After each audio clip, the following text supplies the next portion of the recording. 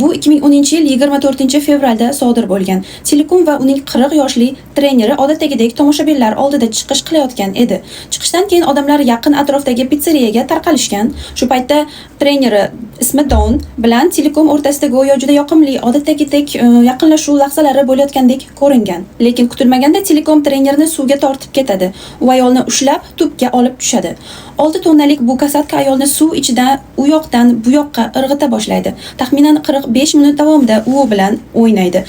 Donning jasadini chiqarib olish uchun Telekomni boshqa hovuzga ko'chirishga to'g'ri kelgan. Trenerning qo'llari yo'q edi, umurtqasi bir necha joydan singan. Park rahbariyati esa Telekomni oqlashga urinishgan. Ular trener xavfsizlik qoidalariga to'liq amal qilmaganini aytishgan. Masalan, kasatkalar yonida sochni yig'masdan turish mumkin emas degan gaplarni oldinga surishgan va hattoki ular agar trener tirik bo'lganida u biz gapimizga qo'shilardi degan mazmunda bayonot ham berishgan.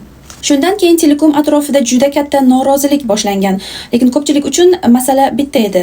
Muammo Telekomning vahshiyligida emas edi. Bu uning boshidan o'tgan barcha zo'ravonlik, stress va asirlik oqibati edi. U yillar davomida ulkan ruhiy bosim ostida yashagan edi.